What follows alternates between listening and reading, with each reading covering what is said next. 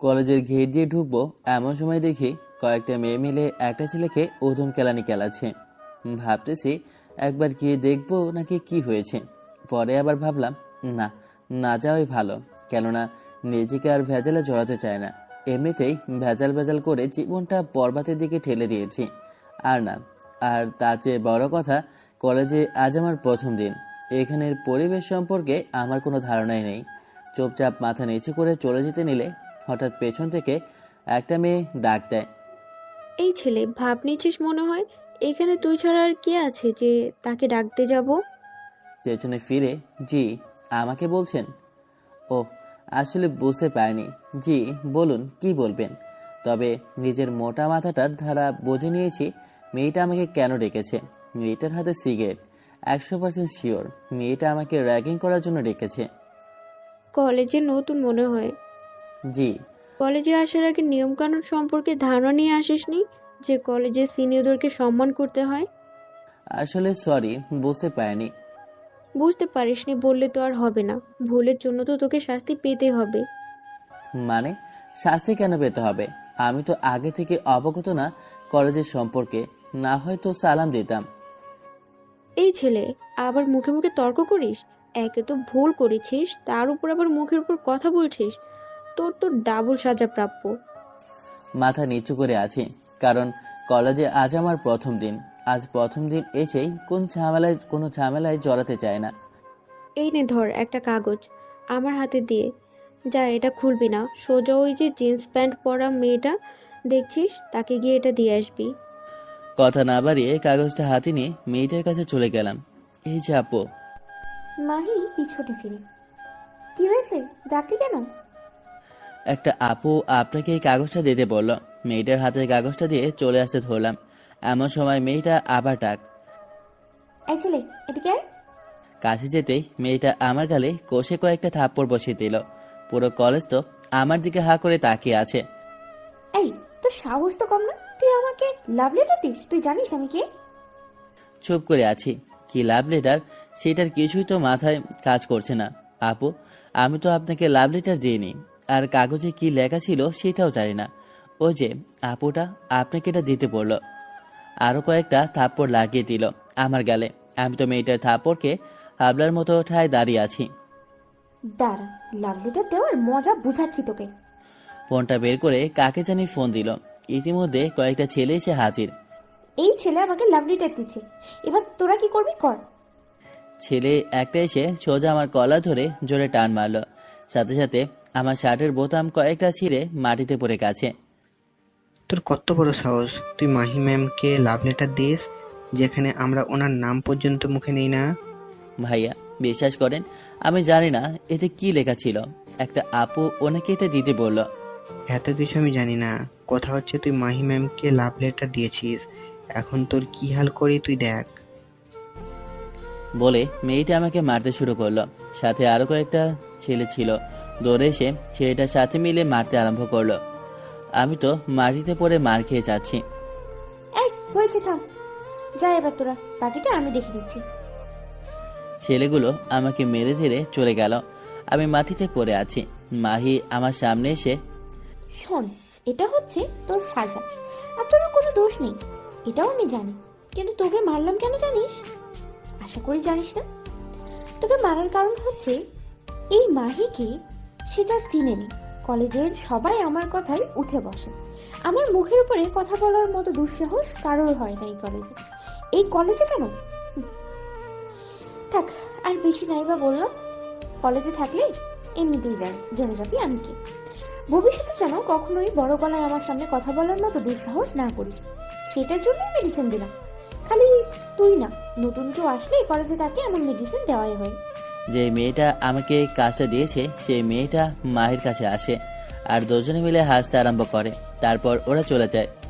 কোনো মতে মাটি থেকে উঠে চুপচাপ করে ক্লাসরুমের দিকে রওনা দিলাম। লজ্জায় মাথা তুলতে পারছি না। পুরো কলেজের সামনে আমায় মারল। যে আকাশ একবার এক ডাক দিলে পুরো শহর ভেঙে লোকজন আসবে, সে আকাশকেই মাটিতে ফেলে মেরে চলে গেল। থাক, নতুন বলে কিছু বললাম না।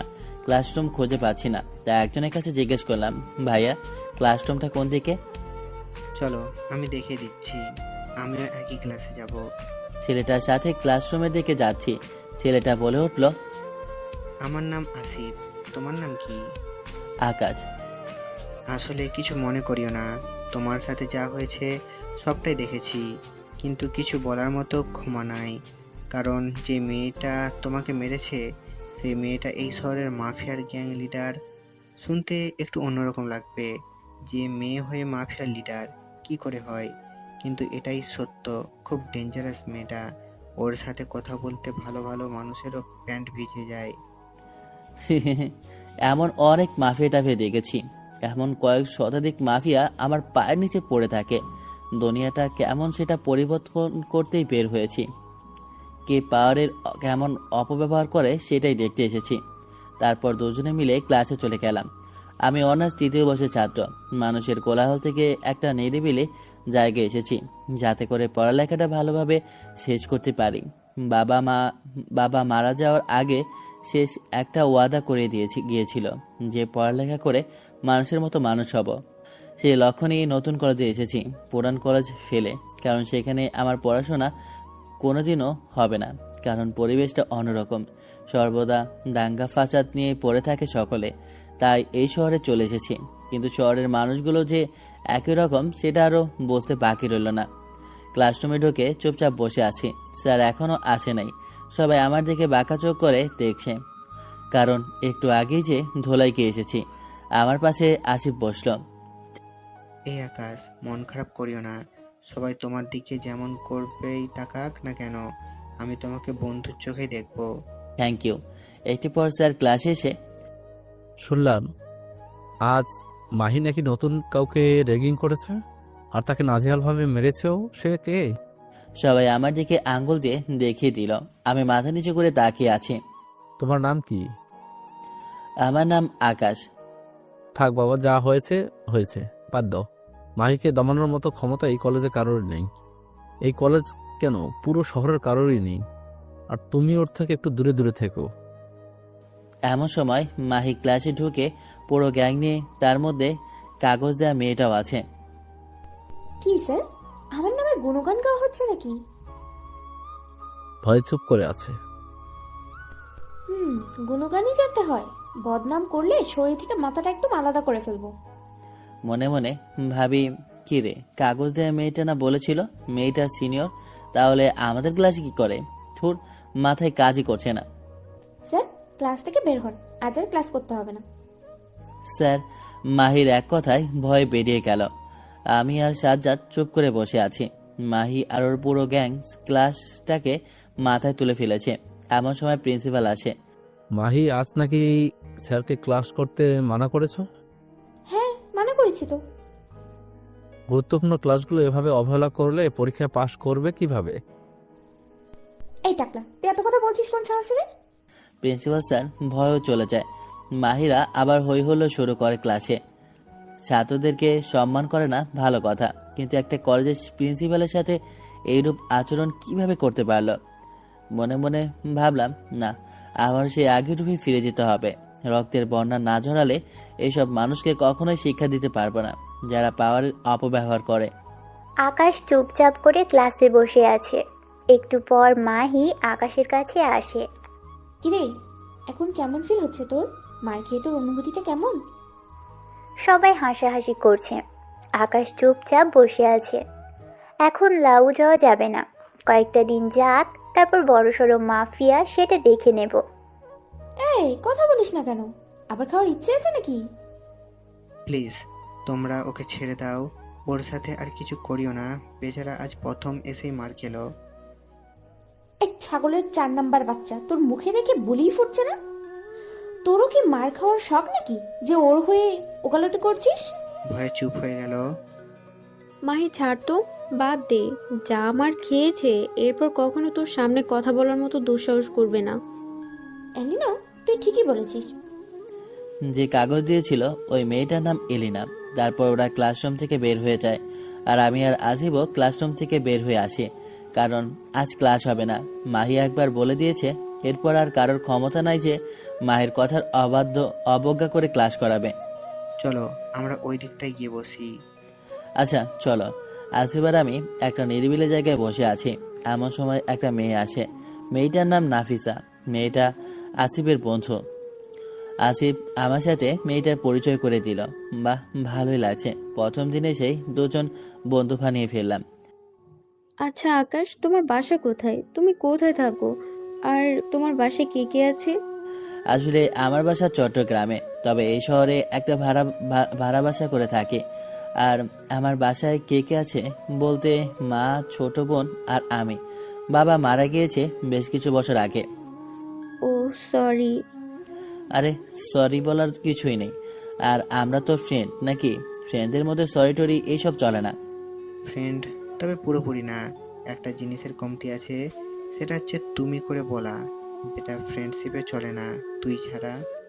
আচ্ছা, তুই করেই বলবো। আচ্ছা আকাশ, মাহি মেয়েটা আজ তোকে এভাবে মারলো, তুই কোনো প্রতিবাদ করলি না কেন? কিভাবে করব বল? সে নাকি মাফিয়া টিমের লিডার। ওর কথায় পুরো শহর কাঁপে। এত কিছুর পর কিভাবে প্রতিবাদ করব বল? আর তার থেকে বড় কথা, কলেজে নতুন এসেছি, আজ এইমাত্র কিভাবে কি করব? বেশ কিছু সময় আড্ডা দিয়ে বাসায় চলে আসলাম। ফ্রেশ হয়ে খাবারটা খেয়ে মাত্র বিছানায় পিঠটা লাগিয়েছি। এমন সময় ছোট ভাই নাসিম ফোন করে আর বলে, ভাই, একটু আগে নাকি মাফিয়ার ছেলেরা শহরে আসা কয়েকটা ছেলেকে বেদরমভাবে মারে, যেখানে নাসিমের ছোট ভাইও ছিল। মেরে সব কয়টাকে তারা সাথে করে নিয়ে গেছে। ধুর, যতই চাই এইসব থেকে নিজেকে দূরে রাখবো, ততই আরো সেই দিকে ইনভলভ হচ্ছি। আচ্ছা যা, টেনশন করিস না, রাতের মধ্যে তোর বাইকে ওরা ছেড়ে দেবে। ফোন কেটে ইয়াসিনকে ফোন দিলাম। ইয়াসিন ক্লু কোড 11, যেটা নাসির ভাইয়ের সাথে কথা বলার পরবর্তী কোড, যেটা আমি আর উনি ছাড়া কেউ জানে না। তুই ফোন দিয়ে বল শহরের মাফিয়ার ছেলেরা নাকি নাসিমের ছোট ভাইকে ধরে নিয়ে গেছে, তাদেরকে যেন ছাড়িয়ে নিয়ে আসে। না হয় আমার মাথা যদি গরম হয়, শহরে কোনো মাফিয়াই থাকবে না। আচ্ছা ভাই, আমি এখনই নাসির ভাইকে বলতেছি। নাসিরের কথায় পুরো শহরের মাফিয়ারা কাজ করে, আমার মাথায় কাজ করতেছে না। মাফিয়া মাফিয়া বলে যে এত লাফালাফি করতেছে, এই মাফিয়ার আসল বস কে? তারা যদি জানতো তাহলে জায়গায় মলমূত্র ত্যাগ করত। সামান্য একটা শহরের লিডার হয়ে এত পাওয়ার দেখাচ্ছে, তাহলে যে মাফিয়ার জন্ম দিয়েছে তার পাওয়ার কতটা হওয়া দরকার। তারপর একটু রেস্ট নিয়ে বিকালবেলা হাঁটতে বের হই। এমন সময় দেখি কয়েকজন মানুষ আর পুলিশ মিলে রাস্তাঘাট অফ করে দিয়েছে, কারণ মাফিয়ার লিডার নাকি এই পথ ধরে যাবে। এখন কে যাবে সেটা তো আর আপনাদের বলতে হবে না, মাহি যাবে এখন। আমিও আমজনতার মতো রাস্তার একপাশে চুপচাপ দাঁড়িয়ে আছি।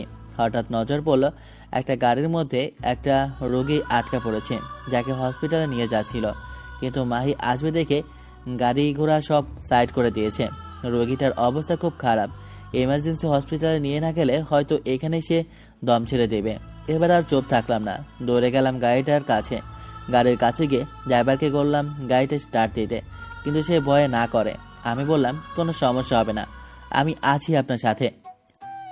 না, আমি প্রাণে মরতে চাই না। মাফিয়ার লোকেরা অনেক ডেঞ্জারাস। এই, আপনি গাড়ি থেকে নামেন, আমি গাড়ি চালাচ্ছি। সে রাজি হয় না। এবার রাগ উঠে গেল। ওকে কলার ধরে গাড়ি থেকে নামিয়ে দিয়ে নিচে গাড়ি নিয়ে হসপিটালে রওনা দিলাম। কাউকে দেখার সময় নাই, আগে মানুষটার যান বাঁচানো ফরজ। হসপিটালে পৌঁছে মাত্র বের হলাম, এমন সময় কয়েকজন ছেলে এসে আমাকে জোরপূর্বক তাদের সাথে নিয়ে গেল। এই ছেলে, কে তোমরা? আর তোমরা আমাকে কোথায় নিয়ে যাচ্ছ? চুপ করে থাক একদম, বেশি বাড়াবাড়ি করবি সোজা শরীর থেকে মাথাটা আলাদা করে ফেলবো। চুপ করে তাদের সাথে গেলাম। তারা আমাকে মাহির কাছে নিয়ে গেল। মাহি আমাকে দেখে, কিরে ছোট লোকের বাচ্চা, তুই নাকি গরিবের রবিনহুড হয়েছিস? আমার লোকেরা পথ ব্লক করার পরেও কোন সাহসে গাড়ি নিয়ে রাস্তায় নেমেছিস? মানুষটা আর অল্প সময় হলে মরে যেত, তাই রোগীটাকে নিয়ে হসপিটালে দিয়ে এসেছি। এই কুত্তার বাচ্চা, আমার মুখের উপরে কথা বলিস আবার? একে তো ভুল করেছিস, এখন আবার? এই, তোর বেটাকে নিয়ে জীবনের সেরা শিক্ষাটা দিবি, ঠিক আছে? একটা হাত আর একটা পা যেন অচল হয়ে যায়। মায়ের কথা মতো ওরা আমাকে নিয়ে যায়, নিয়ে গিয়ে একটা রুমে বন্দি করে রাখে। তারপর তারা চলে যায়। কিছু সময় পর আবার ফিরে আসে গরম একটা লোহার টুকরো নিয়ে। ছেলেটা গরম লোহার টুকরাটা নিয়ে সোজা আমার পা বরাবর বাড়ি মারে। এত জোরে বাড়ি মারে যে মাগো বলে চিৎকার দিয়ে উঠি। তারপর আবার হাতের উপরে বাড়ি মারে, সাথে সাথে হাতটা মট করে ভেঙে যায়। স্পষ্ট বুঝতে পারছিলাম হাতটা ভেঙে গেছে। সারের মতো চেঁচাতে আরম্ভ করে, মনে হচ্ছে যে জানটা বের হয়ে যাবে। তারপর তারা আমাকে নিয়ে গিয়ে রাস্তার মধ্যে ফেলে রেখে চলে আসে। মাটিতে গড়াগড়ি করছি, কেউ সাহায্যের জন্য এগিয়ে আসে না। কিছু সময় পর একটা বয়স্ক লোক এগিয়ে আসে। তারপর উনি আমাকে হসপিটালে নিয়ে যায়। হসপিটালে গিয়ে আমার জ্ঞান হারিয়ে ফেলি। 1 সপ্তাহ পর জ্ঞান ফিরে আসে। জ্ঞান ফেরার পর যা দেখতে পাই, পুরো মাথা যেন বো বো করে ঘুরতে আরম্ভ করে। পুরো হাসপাতালে ছেলে পেলে দিয়ে ভরে গেছে। সবার মাথায় তো আগুন উঠে গেছে আমাকে এ অবস্থায় দেখে। আমার জ্ঞান ফিরেছে শুনতে পেয়ে সকালে এসে হুমড়ি খেয়ে কান্না করতেছে। আকাশ ভাই, আপনি ঠিক আছেন তো? আরে পাগল, তোরা কান্না করছিস কেন? দেখ আমি ঠিক আছি, আমার কিছুই হয়নি। তাও ছেলে পেলে মানতেছে না। ডাক্তার 1 মাস বেস্ট রেস্ট দিল। ছেলে পেলের জন্য হসপিটালের বাইরে কোনো মানুষ ঠিক মতো আসা যাওয়া করতে পারতেছে না। এত মানুষ এসেছে আমাকে দেখতে। তারপর আমাকে সবাই নিয়ে গেল। ভালো একটা হোটেল বুক করলো, সেখানে থাকার ব্যবস্থা করলো আমার। আর বাসার কেউ এসব কিছু জানে না। মা জানলে তো সোজা স্ট্রোক করবে। সবাইকে চলে যেতে বললাম, কিন্তু কেউ কোনো কথাই শুনছে না। ওদের একটাই কথা, আমাকে যারা মেরেছে ওদের রক্ত দিয়ে গোসল না করে ওরা কেউ এখান থেকে যাবে না। তাও অনেক কষ্টে বুঝিয়ে বাজিয়ে পাঠালাম। তবে কয়েকজন আমার সাথে রয়ে গেল।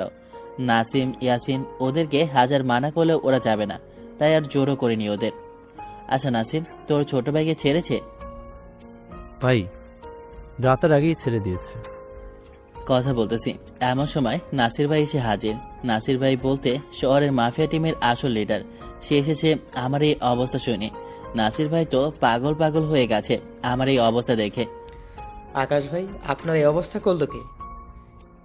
একবার খালি মুখ দিয়ে নামটা বের করেন, ওকে মেরে ওর শরীরের সমস্ত অঙ্গ প্রত্যঙ্গ টুকরো টুকরো করে শহরের আলাদা আলাদা স্থানে ফেলে রেখে আসবো। মনে মনে বললাম, না, নামটা বলা যাবে না, কারণ আমি মুখ দিয়ে যদি একবার নাম বের করি, সেটা যেই হোক না কেন, নাসির ভাই সত্যি ওদেরকে কেটে টুকরো টুকরো করে ফেলবে। আর ওইসব ছেলে পেলেদের জন্য আমি একাই এনাফ। ওদের সাহায্য করতে ছেলে পেলের দরকার হবে না। আর তার চেয়ে বড় কথা, ওদেরকে আমি নিজের হাতে শাস্তি দেব। না নাসির ভাই, কে বা কারা করেছে জানি না, ছেলেগুলোকে এর আগে কখনো দেখিনি। আকাশ ভাই, আপনি চিন্তা করবেন না, যে বা যারা এই রূপ করেছে তাদের ধরে এনে আপনার পায়ের সামনে হাজির করব। তারপর নাসির ভাই আরো বেশ কিছু সময় কথা বলে চলে যায়। দুপুরে খাবার সময় হয়ে এসেছে প্রায়। খাবার খেয়ে ওষুধ খেয়ে নিলাম, একটু রেস্ট করার দরকার। কিন্তু রেস্ট করার আগে কয়েকজন যারা আছে তাদেরকে রুম থেকে একটু বের হয়ে যেতে বললাম। ইয়াসিন বাদে সবাই বের হয়ে গেল। শোন ইয়াসিন, কি বলি মন দিয়ে শুনবি। হ্যাঁ ভাই, বলেন। আমি যদি চাই যারা আমাকে মেরেছে তাদেরকে মেরে ফেলতে, সেটা আমার জন্য 2 মিনিটের চেয়েও কম সময় লাগবে। খালি একবার নাসির ভাইকে নামগুলা বললেই হবে। কিন্তু আমি নাসির ভাইকে বলিনি, কারণ ওদেরকে আমি নিজের হাতে মারব। আর ছেলেগুলো হচ্ছে মাফিয়া টিম, যেটা শহরে আছে সেই গ্যাংয়ের ছেলে পেলে। শোন, আর এই শহরে মাফিয়ার দায়িত্বে আছে মাহি। মাহি নামের একটা মেয়ে।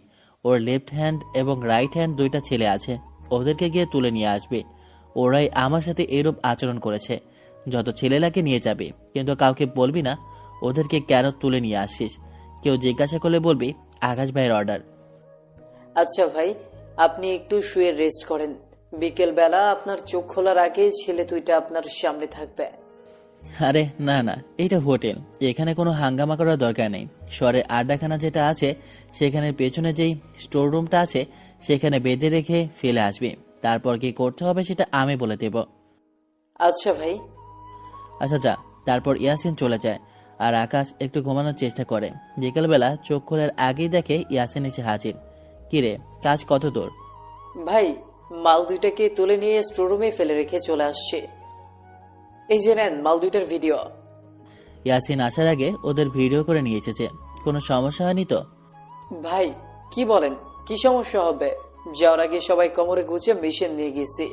গিয়ে ফার্স্টে ভালোই ভালোই বলছি আমাদের সাথে আসতে, কিন্তু মাল 2টা একটু পাওয়ার দেখাইছে যেই সেই, কিন্তু সে জানে না আমরা তার বাপেরও বাপ।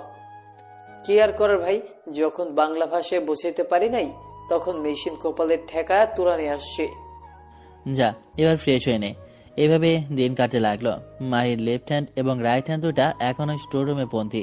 পুরো শহর তামাতামা করে খুঁজে ফেলেছে শহরের মাফিয়ার লোকেরা। কিন্তু কেউ খুঁজে পায় নাই এই দুটোকে। আমার প্ল্যান হচ্ছে আগে পুরোপুরি সুস্থ হই, তারপর ওদের ব্যবস্থা করব। আর কিছুদিন যাওয়ার পর পুরোপুরি সুস্থ হয়ে গেলাম। এবার সব কয়টার অবস্থা নাজেহাল করব। নাসিম আর ইয়াসিনকে নিয়ে স্টোর রুমে গেলাম, যেখানে মাল দুইটাকে বন্দি করে রেখে এসেছে ইয়াসিন। আর ইয়াসিনকে আগেই বলে রেখেছিলাম আমি সুস্থ হওয়ার আগ পর্যন্ত যেন ওদের দেখভালের কমতি না হয়, কারণ কোরবানির গরু ভালো করে দেখভাল করতে হয়। ওদেরকে বাইরে রেখে আমি স্টোর রুমের ভিতরে গেলাম। গিয়ে দেখি মাল দুইটাকে ইয়াসিন শিকল বেঁধে দিয়ে রেখেছে। আমাকে দেখেই একজন বলে উঠল, এই তুই এখানে?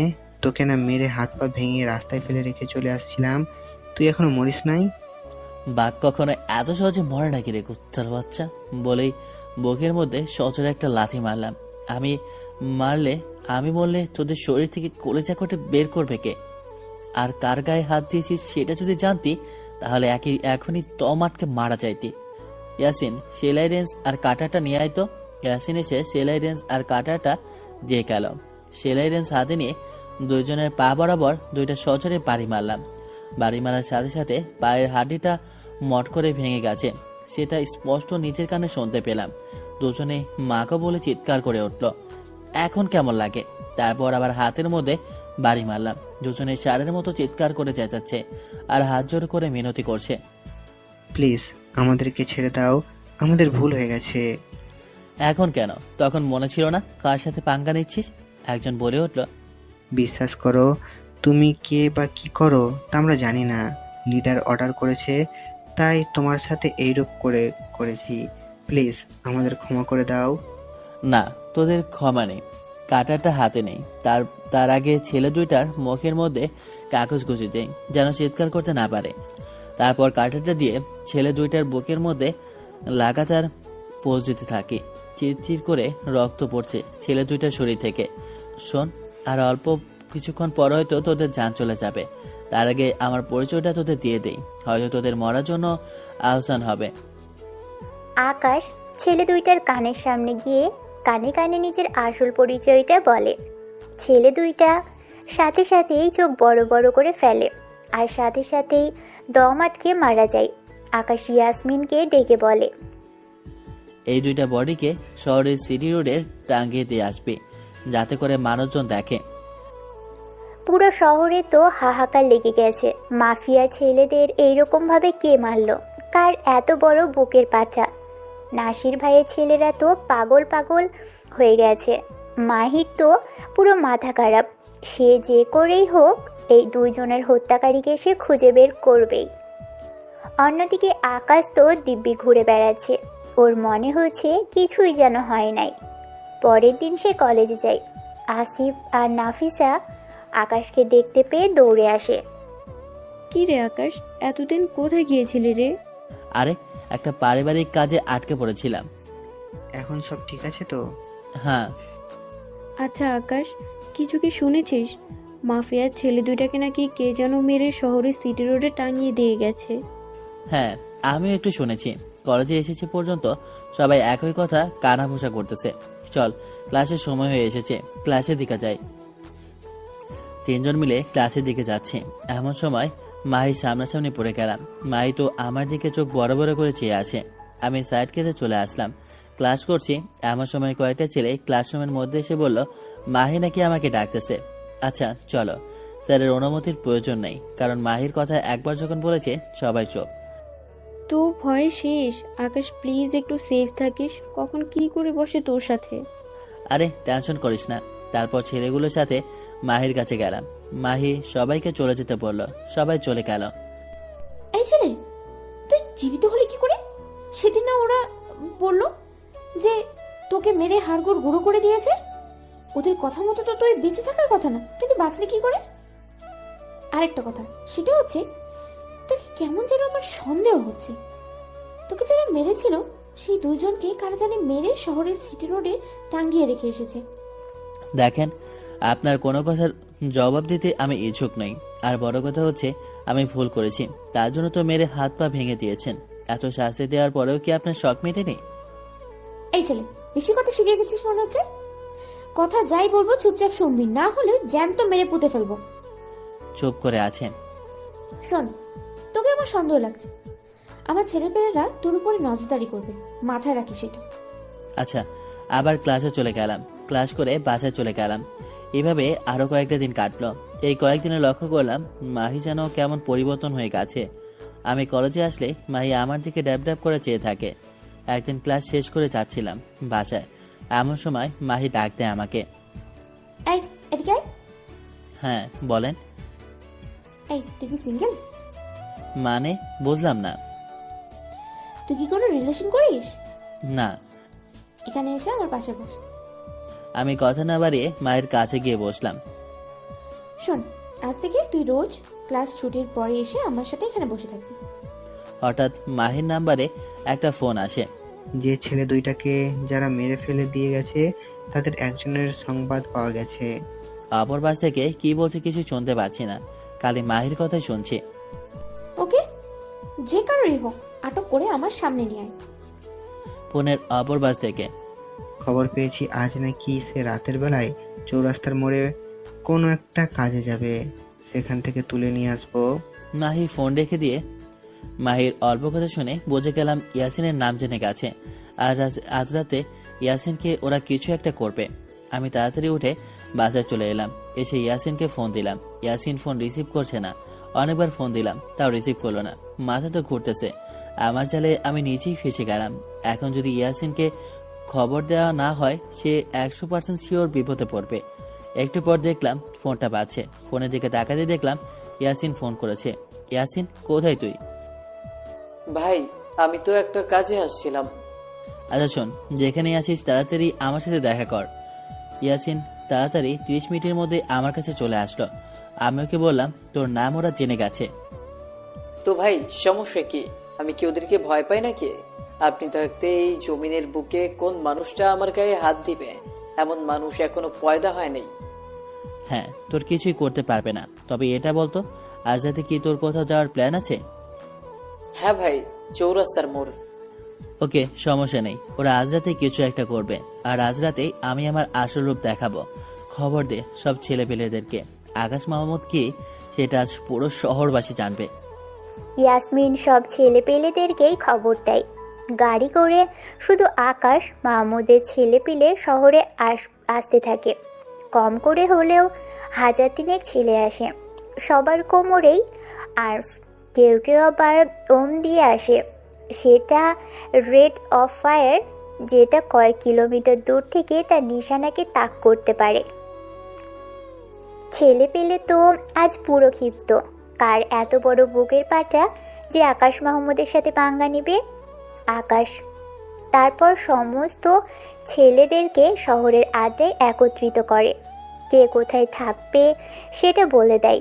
ছেলেরা চৌরাস্তার মোড়ে জায়গায় জায়গায় ফিট হয়ে যায়। চৌরাস্তার মোড়ে যত বড় বড় দালান বা টাওয়ার আছে, সব জায়গায় আকাশের ছেলেপিলে অমনি ফিট হয়ে আছে।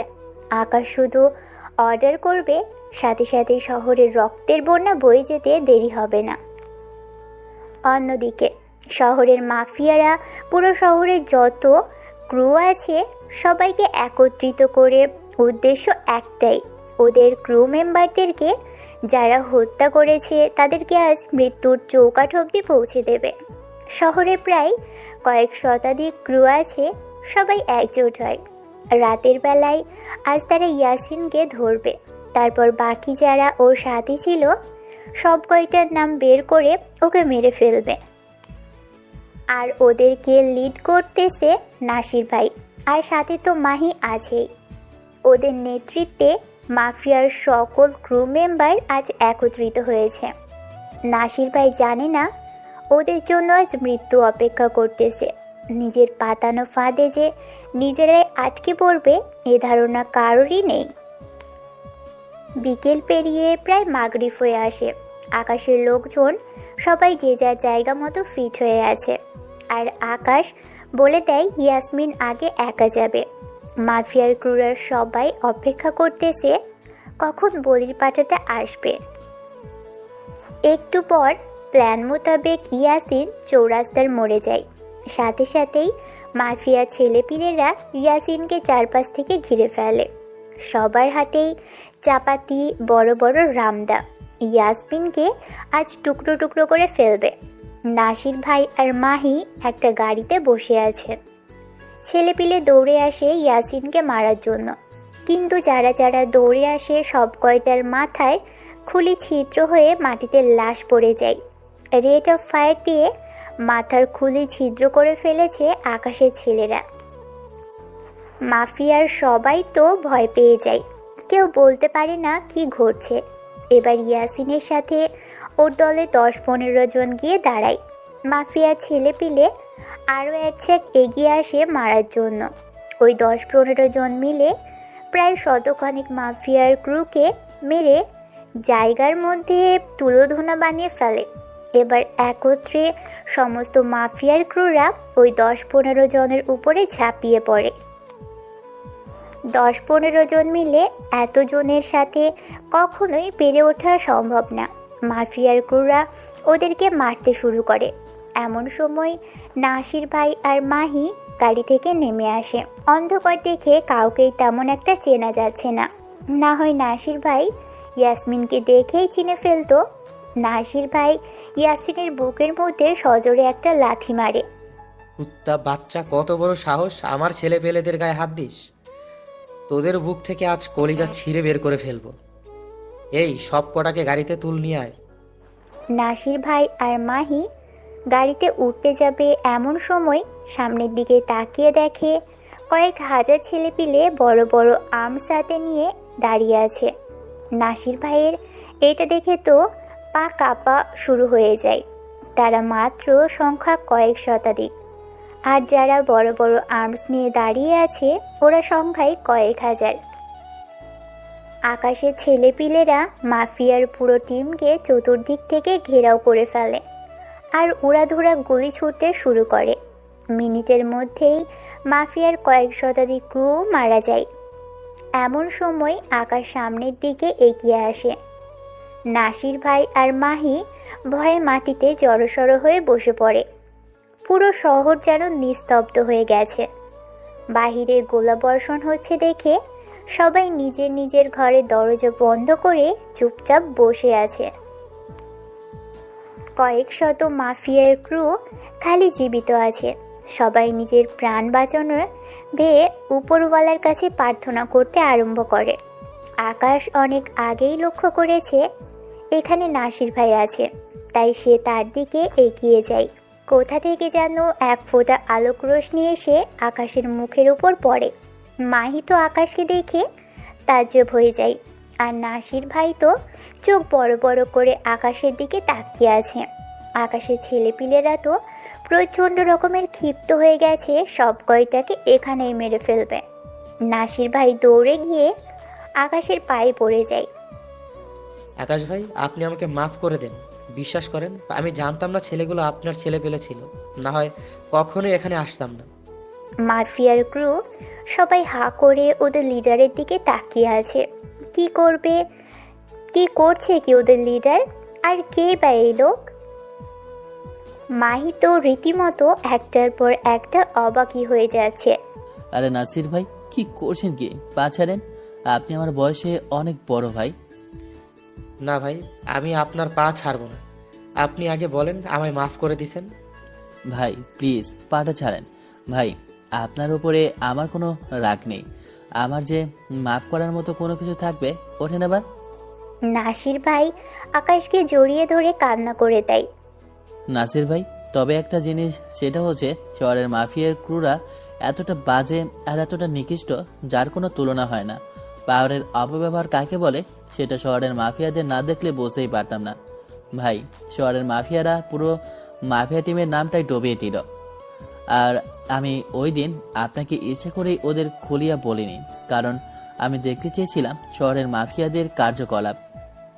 ভাই আপনার কাছে আমি হাত জোর করে ক্ষমা চাচ্ছি, এমন ধরনের ভুল আর কখনো হবে না।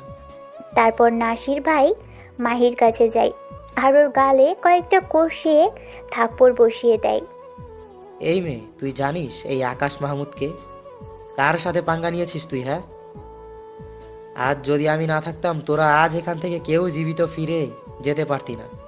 তোরা যেই মাফিয়ার পাওয়ার নিয়ে চলিস, এই সেই আকাশ মাহমুদ যে পুরো আন্ডারওয়ার্ল্ডের মাফিয়ার বস। যার উপরে কোনো মাফিয়ার বস নাই, তার এই তৈরি করা এই মাফিয়া গ্যাং। আর আজ তোরা তার সাথেই পাঙ্গা নিয়ে বসেছিস। সবাইকে উদ্দেশ্য করে বলে, দেখ চারিদিকে তাকিয়ে, এক ডাক দিয়েছে, হাজার হাজার মাফিয়ার ছেলে পেলে এসে একত্রিত হয়েছে।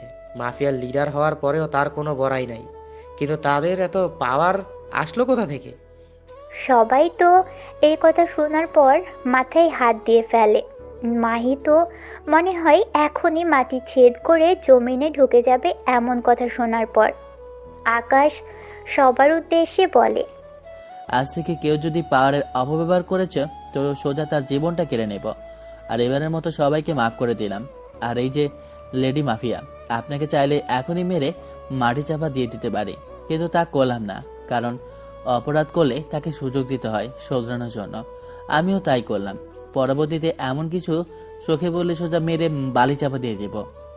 সেদিনের পর থেকে পুরো শহরবাসী আকাশ মাহমুদকে এক নামে চিনে গেছে, কিংস অফ মাফিয়া। আর যাদেরকে মেরে ফেলেছে সবাইকে আকাশের ছেলেপিলেরা গুম করে ফেলেছে। পরের দিন আকাশ আবার আগের ন্যায় ক্লাস করতে যায়। পুরো পুরো কলেজ যেন আকাশের দিকে হা করে তাকিয়ে আছে। আকাশকে সেটা পুরো কলেজ জেনে গেছে। ক্লাস করে বাসায় যাবে এমন সময় এক ইয়ার সিনিয়র একটা মেয়ে আকাশের কাছে আসে ওর সাথে ফ্রেন্ডশিপ করতে। হঠাৎ কোথা থেকে জানি মাহি এসে ঠাস করে থাপ্পড় মারে মেয়েটাকে। আকাশ তো হা হয়ে তাকিয়ে আছে মাহির দিকে। মেয়েটা মাহির ভয়ে থাপ্পড় খেয়ে সোজা হেঁটে চলে যায়। এই চলে সমস্যা কি? হ্যাঁ, কই কিসের সমস্যা? আমার তো কোনো সমস্যাই নেই। তোকে না বলেছিলাম ক্লাস শেষ করে আমার সাথে বসে থাকতে, আর ওই মেয়ের সাথে কিসের ফ্রেন্ডশিপ? মনে মনে ভাবলাম, কালকের পর থেকে মাহির কথা বলার ধরনটা অনেকটা পরিবর্তন হয়ে গেছে। কেন আমি তোমার সাথে বসে থাকতে যাবো কেন? আর আমি কার সাথে ফ্রেন্ডশিপ করব সেটা কি তোমাকে ঠিক করতে হবে? দুজন এখন তুমি তুমি করেই কথা বলে। আমি বলেছি তাই আমার সাথে বসবা। হ্যাঁ, আর আমি ঠিক করব কে তোমার সাথে ফ্রেন্ডশিপ করবে। আসছে। মাহি আকাশের হাতটা ধরে জোর করে কালকের স্থানটাতে নিয়ে যায়। আকাশ তো পুরো হা হয়ে আছে মেয়েটার আচরণ দেখে। দেখো, আমি যা বলি খোলামেলা বলি, ঘুরিয়ে পেঁচায় বলার অভ্যেস আমার নেই। দেখো, আমি আমার ভুলের জন্য ক্ষমা চাচ্ছি। তুমি কে সেটা আমি জানতাম না, না জেনেই তোমার সাথে এত কিছু করে ফেলেছি। আমার কাজের জন্য আমি শর্মিন্দা। কিন্তু একটা কথা যেটা অপ্রিয় সত্য, সেটা হচ্ছে এই কয়েকদিনেই তোমার জন্য মনের কোণায় আমার জায়গা হয়ে গেছে। তোমার হয়তো ভালোবেসে ফেলেছি। দেবে কি আমি একটা সুযোগ? আরে আরে, মাথা খারাপ হয়ে গেছে নাকি তোমার? পাগলের মতো যা তা বলছো। ভালোবাসা কি এত সহজ? শোনো, আর যাই হোক না কেন তোমার মতো মেয়েকে ভালোবাসা যায় না, কারণ তোমার মধ্যে মনুষ্যত্বের কোনো ছিটে ফোটাও নেই। দেখে এসেছি এতদিন ধরে কলেজে কিরূপ আচরণ করেছো সবার সাথে, আর বিশেষ করে আমার সাথে যা করেছো সেটা তো কোনোদিনও ভুলবার মতো নয়। দেখো, তুমি তোমার মতো থাকো, আমি আমার মতো থাকবো। প্যারা দিতে আসবা না একদম আমাকে। গেলাম আমি বলেই উঠে চলে যায়। এই আকাশ, শোনো প্লিজ। কে শুনে কার কথা? আকাশ উঠে চলে গেছে। মাহি মনে মনে ভাবে, কি মনে করেছিস তুই নিজেকে? তোকে আমি ভালোবাসতে যাব? হয়তো তুই মাফিয়ার কিং, কিন্তু আমি কি সেটা তুইও জানিস না। তোকে জমের বাড়ি পাঠানোর জন্য আমাকে নিযুক্ত করা হয়েছে। তোকে জমের বাড়ি পাঠিয়ে আমি দম নেব। এতদিন সুযোগে ছিলাম মাফিয়ার আসল কিংকে সেটা জানার জন্য, কিন্তু কোনোভাবেই সন্ধান বের করতে পারছিলাম না। কিন্তু শেষমেশ এসে বলির পেটে নিজেই ধরা দিল। কিন্তু ওকে যে লাইনে আনতে পারলাম না। না, যে করেই হোক ভালোবাসার মায়াজালে ওকে ফাঁসাতেই হবে। অন্যদিকে মাহি, তোমাকে প্রথম দেখাতেই আমার মনে ধরে গেছে, কিন্তু তোমার দুষ্কর্মের জন্য মনের মধ্যে তোমাকে নিয়ে একটা ঘৃণা কাজ করছে। না হয় তোমায় কখনোই ফিরিয়ে দিতাম না। আর আমি না, তোমাকে কেউই ফিরিয়ে দেবে না, কারণ তোমার মতো সুন্দরী মেয়েকে যে ঠোকরাবে সে নেহাত বোকামি করবে। আকাশ বাসায় চলে যায়। একটু পর বাড়ির মালিক এসে বাড়ি ভাড়া ফ্রি করে দেয়, কারণ আকাশকে চিনে না এমন লোক শহরে নেই। অন্তত না চিনলেও তার নাম সবার ধারে ধারে পৌঁছে গেছে। বাসায় গিয়ে খেয়ে দিয়ে একটু রেস্ট নেয়। বিকেলবেলা ঘুম থেকে উঠে আসিফকে ফোন দেয়, কিন্তু আসিফ ফোন রিসিভ করে না। তাই নাফিসাকে ফোন দেয় আসিফের কি হয়েছে জানতে। বলে দেখ আকাশ, আমরা তোর আসল পরিচয় জানতাম না। যখন থেকে জানতে পেরেছি তখন থেকে মনের মধ্যে একটা ভয় কাজ করে। তোর সাথে চলাফেরা করলে যদি কখনো কোনো ভুল হয় তাহলে তুই আমাদের খবর করে ছেড়ে দিবি। সেই ভয়ে আসিফ আর আমি আজ কলেজে যাইনি। আরে নাফিসা, তুই কি পাগল হয়ে গেছিস? আর আমাকে কি তোর মাহির মতো ওইরূপ মনে হয়? শোন, আমি আমার মতো অন্যর মতো আমাকে মনে করিস না। আমার যদি পাওয়ার দেখাতেই হতো তাহলে অনেক আগেই দেখাতাম, কিন্তু আমার কাছে এইসব থেকে বন্ধুত্ব অনেক ঊর্ধ্বে। ক্ষমা করিস রে, আমরা আরো কত কি ভেবে নিয়েছি। তো চল কোথা থেকে ঘুরে আসি, আসিফকে ফোন দে। আচ্ছা ওয়েট, আমি ওরে বলতেছি, ওর অন্য একটা নাম্বার আছে। তারপর তিনজন প্ল্যান করে ঘুরতে বের হয়েছে। একটা পার্কে বসে আছে তিনজনে। হঠাৎ দূর থেকে একটা জায়গায় নজর পড়ল। একটা ছেলেকে কয়েকজন মিলে বেধড়কভাবে মারতেছে। ছেলেটা বাঁচাও বাঁচাও বলে চিৎকার করতেছে, কিন্তু কেউ সাহায্যের জন্য এগিয়ে যাচ্ছে না। সবাই পাশে দাঁড়িয়ে দাঁড়িয়ে দেখছে, কি করবে বুঝে উঠতে পারতেছে না। ছেলেটাকে বাঁচাতে যাবে না এখানে বসে থাকবে? না, ছেলেটাকে বাঁচানোর প্রয়োজন। আসিফ তোরা থাক, আমি দেখছি কি হয়েছে। আচ্ছা, কিন্তু দোস্ত, ভেজাল করিস না। আচ্ছা, তারপর সেখানে গিয়ে জিজ্ঞাসা করলাম, এই তোমরা ছেলেটাকে এইভাবে মারতেছো কেন? না খেলে কি করবে? ছেলে একটা আমার কাছে এসে কোমর থেকে মেশিন বের করে কপালে ধরে। শোন, এইসব মেশিন নিয়ে ছেলে খেলা বহু পুরনো। আকাশ মাহমুদ এইসব নিয়ে এক যুগ আগে খেলা ছেড়ে দিয়েছে। আমার নাম শুনতে ছেলেটার সাথে সাথে আমার পায়ে পড়ে যায়। বাকি তিনজন যারা আছে ওর সাথেই সবাই তো অবাক। কি রে, ওর কি হইল? ছেলেটা মারতে গিয়ে ওর পায়ে পড়ে গেল কেন? বাকি ছেলেগুলাও আকাশের দিকে এগিয়ে আসে। আকাশের নাম শুনে ছেলেটার মুখে এবার সবাই আকাশের গায়ে পড়ে গেল। ভাই, আমরা এমন ভুল আর কোনোদিনও করব না। ক্ষমা আমার কাছে না, ওর কাছে গিয়ে চাও, যাকে তোমরা সবাই মিলে এত সময় ধরে মারলে। ছেলেগুলোকে মিলমিশ করে দিয়ে সেখান থেকে চলে এলো। বাহ আকাশ, তুই তো খুব ভালো একজন মানুষ। আসলে আমরা তোর আসল পরিচয় জানার পর তোকে যেই রূপটাতে ভেবেছিলাম তার থেকে পুরাই ভিন্ন তুই। আসলেই দুনিয়াতে ভালো মানুষ আছে রে। আসিফ, একটু বেশি হয়ে যাচ্ছে কিন্তু। আচ্ছা আচ্ছা, সরি। আচ্ছা, তোদের তো একটা কথা বলতে ভুলে গেছি। মাহি আজ আমাকে প্রপোজ করেছে। দুজনেই ভূত দেখার মতো আমার চেহারার দিকে হা করে আছে। কি রে, কি হয়েছে রে? শোন আকাশ, ওই মেয়ের সাথে একদম ওইসবে জড়াবি না। ওই মেয়ে আজ তো একটা ডাইনি। আরে পাগল নাকি? ওর সাথে আমি এইসবে জড়াবো? তবে মেয়েটা কিন্তু সেই রকমের সুন্দর রে। তাহলে তুইও গিয়ে ওর গলায় ঝুলে পড় না। সেদিনের মতো আড্ডা দিয়ে বাসায় চলে আসলাম। রাতে খাবার খেয়ে বিছানায় শুয়ে আছি। এমন সময় ইয়াসিনের ফোন রিসিভ করেই, ভাই, দুবাইয়ের মাফিয়া যে আছে আলিবাবা, তার নজর নাকি আমাদের দেশের উপরে। গোপন সূত্রে জানতে পারলাম সে নাকি আর কিছুদিনের মধ্যে আমাদের দেশটা নিচের কবলে করে নিবে। তার আসল উদ্দেশ্য আমাদের দেশকে নিচের কবলে করে নিয়ে সন্ত্রাস আর জঙ্গিবাদ তৈরি করবে। আর ইতিমধ্যে সে নাকি তার বিশেষ একটা টিম বাংলাদেশে পাঠিয়ে দিয়েছে, যারা নাকি তাদের কাজে কর্মে নিযুক্ত হয়ে গেছে। দেশের তথ্য কালেক্ট করছে তারা। কি বলিস কি? আচ্ছা দাঁড়া, আমি দেখছি কার এত বড় সাহস আমার দেশের উপরে নজর দেয়, আমার দেশকে সন্ত্রাস আর জঙ্গিবাদ দিয়ে পরিপূর্ণ করতে চায়। আকাশ সাথে সাথে আন্ডারওয়ার্ল্ড ডন यास्मीन फोन देय। हाँ आकाश भाई बोलो, किसे याद किया मुझे? হ্যাঁ আকাশ ভাই বলেন, কিভাবে স্মরণ করলেন আমাকে? भाई यार तो हर वक्त करता लेकिन काम में इतना बिजी रहता हूँ कि बात नहीं हो पाती।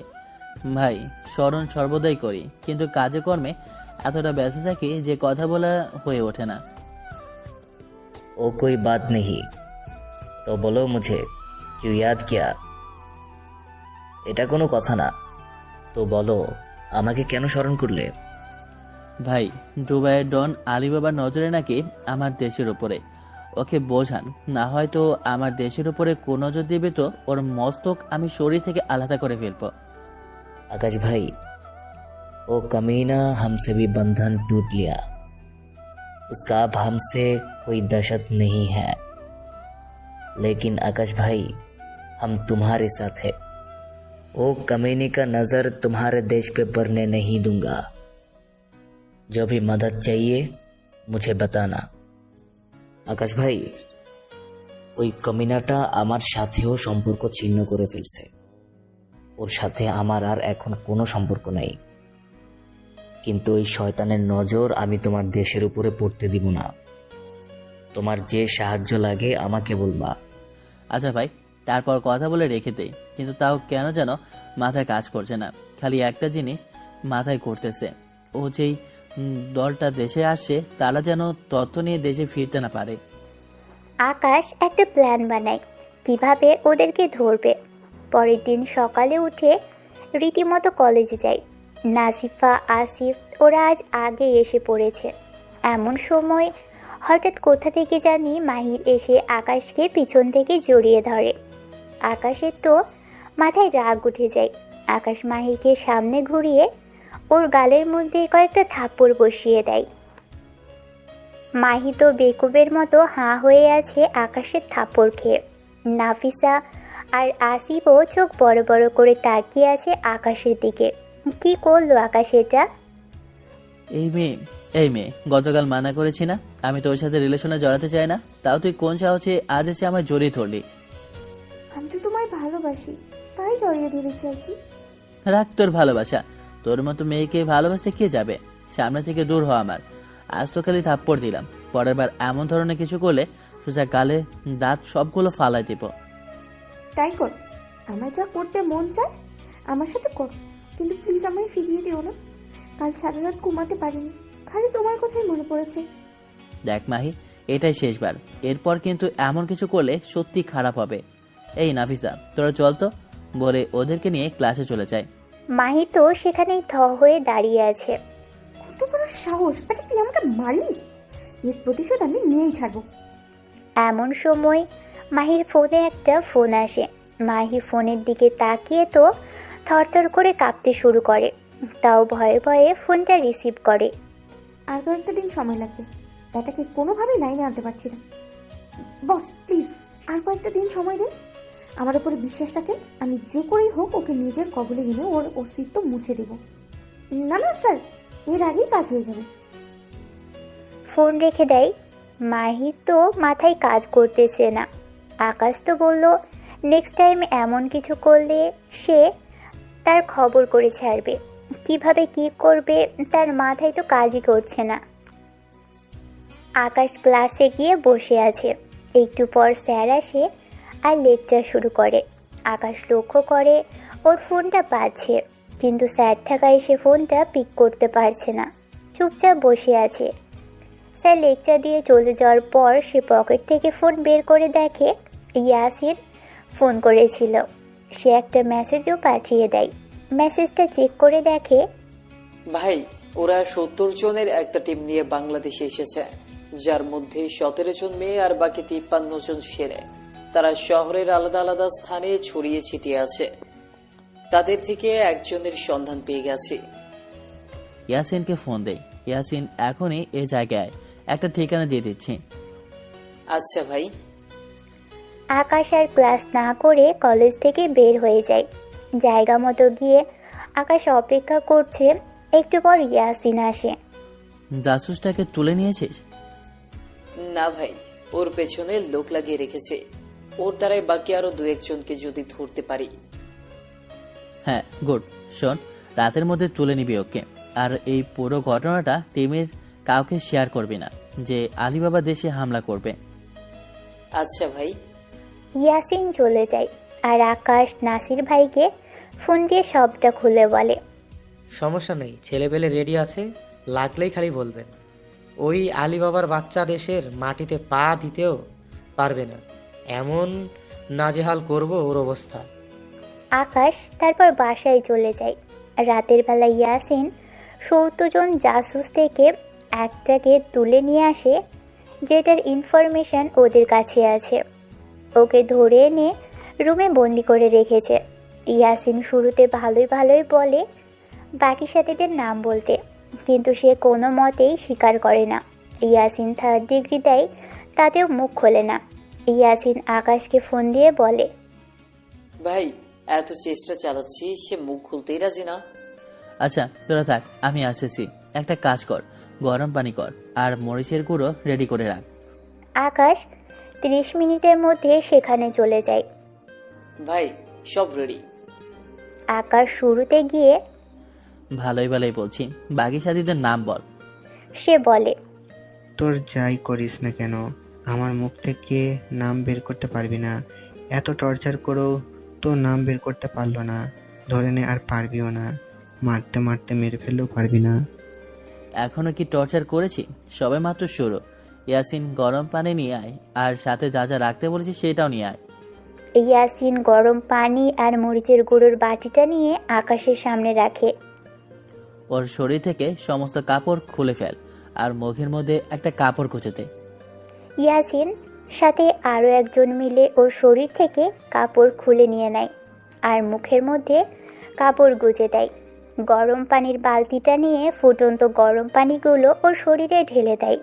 গরম পানি ঢালার সাথে সাথেই সে সাপের মতো মুচড়ামুচড়ি করতে আরম্ভ করে। সারা শরীরে ফোসকা পড়ে গেছে ওর। ছেলেটা অঝরে চেঁচাচ্ছে, কিন্তু তার গলার আওয়াজ বের হচ্ছে না। আকাশ তারপর মরিচের গুঁড়োগুলো ওর শরীরের মধ্যে ঢেলে দেয়। ছেলেটা আর সহ্য করতে না পেরে চোখ দিয়ে পানি ছেড়ে দেয় আর চোখের ভাষায় বলতে থাকে তার মুখ থেকে কাপড়টা সরিয়ে নিতে। সে সবটা স্বীকার করবে। যা, ওর মুখ থেকে কাপড়টা সরিয়ে ফেল। ইয়াসিন মুখ থেকে কাপড়টা সরিয়ে নেয়। ছেলেটা মিনতি সুরে বলতে থাকে, পানি। আকাশ ওর হাতের পাশে থাকা পানির বোতলটা এগিয়ে দেয়। সে গটগট করে 2 লিটার পানির জায়গায় শেষ করে ফেলে। এবার সঙ্গীতের নাম বল, না হয় তো বুঝেই গেছিস আমি কি কি করতে পারি। বিশ্বাস করুন, বাকি সাথীদের মধ্যে আমি কাউকেই চিনি না, 2-1 জন ছাড়া। তাও যাদেরকে চিনি ওদের সাথে কিছুদিনের পরিচয়, কারণ বস আমাদের এক একজনকে এক এক জায়গায় থেকে উঠিয়ে এনেছে। কারোর সাথে কারো পূর্বের পরিচয় নাই, আমাকে উঠিয়ে এনেছে কলকাতা থেকে। আমি জানি তুই সবারই নাম জানিস, ভালো ভালোই নাম বল, না হয় আবার শুরু হয়ে যাবে। মিথ্যা বলে পার পাবি না। বিশ্বাস করুন, আমি 2-1 জনকে চিনি। ইয়াসিন, গরম পানির মধ্যে সুই ফুটিয়ে নিয়ে আয় তো। এই যে ভাই সুই। আকাশ সুইটা নিয়ে ছেলেটার রগের মধ্যে ফোটাতে থাকে। ছেলেটা ব্যথার তাড়নায় চিৎকার করে মিনতি করছে আর বলছে, বিশ্বাস করুন, আমি আর কারোর নামই জানি না।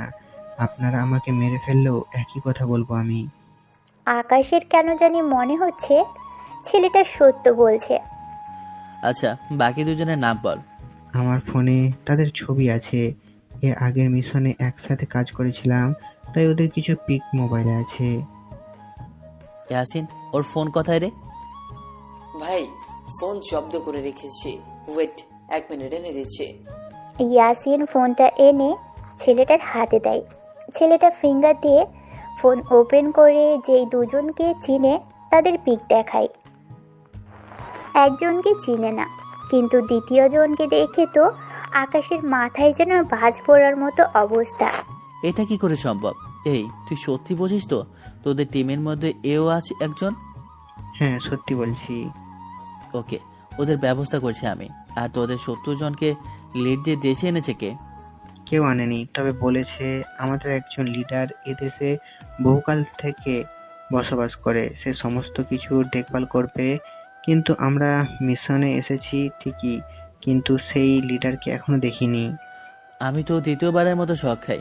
আমাদের দেশে বহুকাল আগে থেকে কেউ একজন এসেছে মানে? আকাশের মাথা রীতিমতো কাজ করা বন্ধ করে দিয়েছে।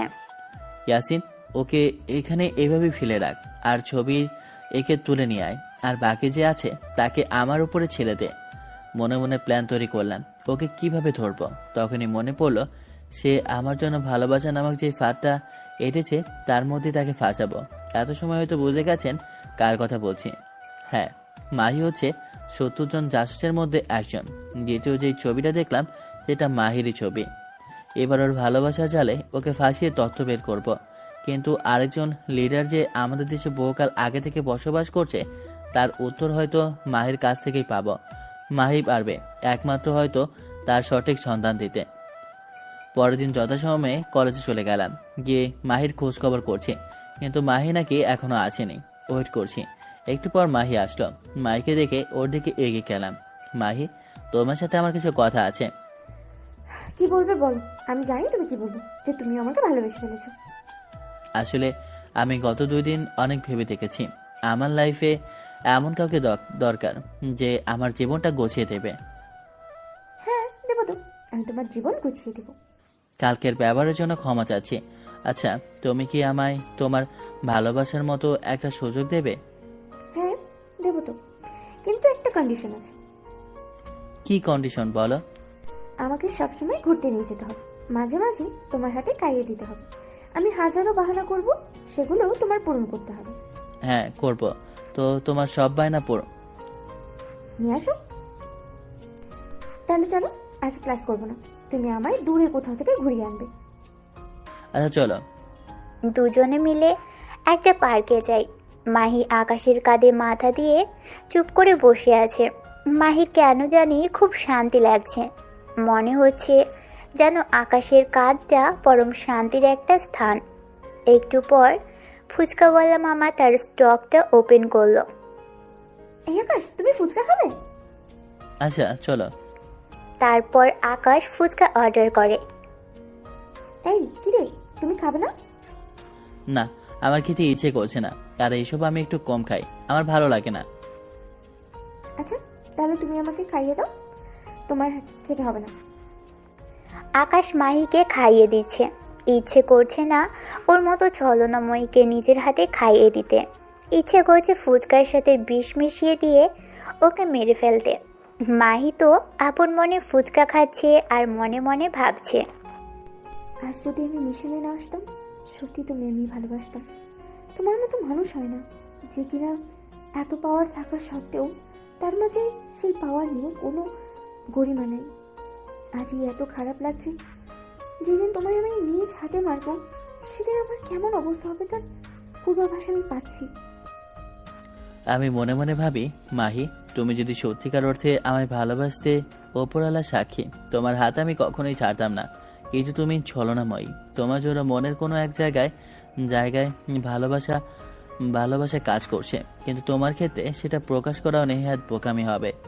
আগে পরে তুমি তোমার আসল রূপ নিয়ে আমার সামনে আসবে। সেদিন অনেকটা সময় পার্কে সময় কাটায় দুজনে একসাথে মিলে। পরে আসার সময় দুজনেই নাম্বার আদান প্রদান করে নেয়। আকাশ বাসায় এসে গ্লাস ব্যাগটা টেবিলের উপর রেখে বিছানায় শরীর এলিয়ে দেয়। এমন সময় ইয়াসিন ফোন করে। ভাই, জাসুস ওইটা কেউ তুলে নিয়ে এসেছে। দুইটাকে একসাথে বন্দি কর। প্রথমে ভালো ভালো জিজ্ঞেস কর, যদি সতর্কতা না দেয়, গতকাল আমি যেমনটা করেছি সেইরূপ আচরণ করবি। আচ্ছা ভাই, সবার কাছে খবর পৌঁছে দিচ্ছি। ইয়াসিন ভালোই জাসুস থেকে উত্তর চাই। সে প্রথমে না করে, পরে গতকাল যে জাসুসটাকে আটক করেছে তাকে ওর সামনে আনে আর বলে, দেখ একে একবার, যদি ভালোই মুখ না খুলিস তাহলে তোর হালও এমনটাই করব। সে ভয়ে সব কিছু স্বীকার করে। তার কাছে যত সন্ধান ছিল সব কিছু ইয়াসিনকে খুলে বলে। আকাশ না খেয়ে ঘুমিয়ে পড়ে। বিকেলবেলা ঘুম ভাঙে ফোনের আওয়াজে। মাহি ফোন করেছে। আমার বাবুটি কি করে? খাবার খেয়েছো? এসে শরীরটা ক্লান্ত লাগছিল, তাই শরীরটা এলিয়ে দিয়েছি বিছানায়। কখন যে ঘুমিয়ে গেছি তা বলতেই পারবো না। এই কি বললে তুমি? এখনো খাও নাই মানে? যাও এখন গিয়ে উঠে খেয়ে নাও। আচ্ছা বাবা, যাচ্ছি তো, এত রাগ করার কি আছে? চুপ থাকো, একদম কথা বলবা না। কত সময় হয়েছে, এখনো না খেয়ে আসো আর বলছো রাগ করতে না? আচ্ছা যাচ্ছি। আকাশ ফোন রেখে দিয়ে ফ্রেশ হয়ে নেয়। তারপর বাহির থেকে খাবার অর্ডার করে সেগুলো খেয়ে নেয়। খেয়ে দিয়ে বিকেলবেলা জাসুস দুইটাকে সে যেখানে রেখেছে সেখানে যায়। ভাই, জাসুসটা ভয়ে সব বলে দিয়েছে। ওর কাছে যতটুকু তথ্য ছিল সবটাই বের করেছি। তবে বাকি আরো বহু মানুষ আছে যাদের কোনো অস্তিত্ব খুঁজে পাওয়া যায় নাই। সমস্যা নেই, পরের জন থেকে যা তথ্য বের করেছিস তাদের সব কয়টাকে আটক কর। দেখবি সবার খবর পেয়ে যাবে। আকাশ, ইয়াস, আকাশ ভাই, হ্যাঁ বলো। আপনাকে বলেছিলাম ওই আলিবাবাকে বোঝানোর জন্য। आकाश भाई, वो कमीना मेरे बात मानने के लिए तो यार नहीं है। वो कमीना खूब बहुत बड़ो डॉन समझने लग गया। আকাশ ভাই, ওই শয়তান আমার কথা শুনতেছে না, সে নিজেকে বড় ডন মনে করতেছে। ভাই ভাই আপনি বলেন ওই শয়তানকে কি করব? भाई, करने की लत थी, भूत बात से नहीं मनते। वो कमीना সবাজ শিখা নেই পারেগা। লাথি খাওয়া মানুষ কখনো কথায় মানে না, ওকে সাইজি করতে হবে। এবার ওই আলিবাবাও দেখবে খারাপ নজর দেওয়ার পরিণামটা কতটা ভয়ানক হয়। আকাশ ইয়াসবির ভাইকে ফোন দেয়। এদিকে মাহি ফোন করে তার বসকে বলে, বস, আমি বলেছিলাম না আর কিছুটা সময় দেন, ব্যাটাকে লাইনে নিয়ে আসবো। দেখেছেন ব্যাটাকে লাইনে নিয়ে এসেছি। আচ্ছা, আমি খবর লাগাচ্ছি কি হয়েছে। আকাশ আসার সময় ইয়াসিনকে বলে আসে জাসুস দুইটাকে জমের বাড়ি পাঠিয়ে দিতে। ইয়াসিন জাসুস দুইটাকে মেরে একটাকে নদীতে ভাসিয়ে দেয়, আরেকটা টুকরো টুকরো করে শহরের বিভিন্ন স্থানে ছড়িয়ে ছিটিয়ে ফেলে রেখে আসে। এভাবেই আরও 10 দিন অতিক্রম হয়ে যায়। মাফিয়া টিম ৭০ জন জাসুসের সব কয়টাকে আটক করে, তারপর একে একে সব কয়টার কাম তামাম করে দেয়। অন্যদিকে মাহির আর আকাশের সম্পর্ক যেন দিন দিন গভীরই হচ্ছে, তবে দুইজনের সবটা উপর থেকে প্রকাশ করে, ভিতরে দুইজনের অন্য কিছুই চলছে। তবে মাহি কেন যেন সত্যিই দুর্বল হয়ে পড়ছে। আকাশের ভালোবাসা তার কেন যেন মনের মধ্যে দিন দিন জায়গা করে নিচ্ছে। মাহি নিজেই দ্বিধাদ্বন্দ্বে পড়ে যাচ্ছে, তার সাথে এসব কি হচ্ছে। এসেছে মিশনে, কিন্তু প্রতারণা করতে গিয়ে সে যেন নিজেই সত্যিকার অর্থে তার মধ্যে ধাবিত হয়ে পড়েছে। কারণ আকাশ তার সর্বদা কেয়ার করে, সর্বদা তার ভালো খারাপের দেখভাল করে। একদিন আকাশ আর মাহি কলেজের পাশে একটা জায়গায় বসে আছে। হঠাৎ অন্য একটা গ্যাংয়ের কিছু ছেলেপিলে মিলে কলেজে এসে হাঙ্গামা শুরু করে, কলেজের ছেলেপিলেদেরকে মারতে শুরু করে। এই কলেজের কিছু ছেলেপিলেদের সাথে নাকি তাদের পুরানো কিছু শত্রুতা আছে।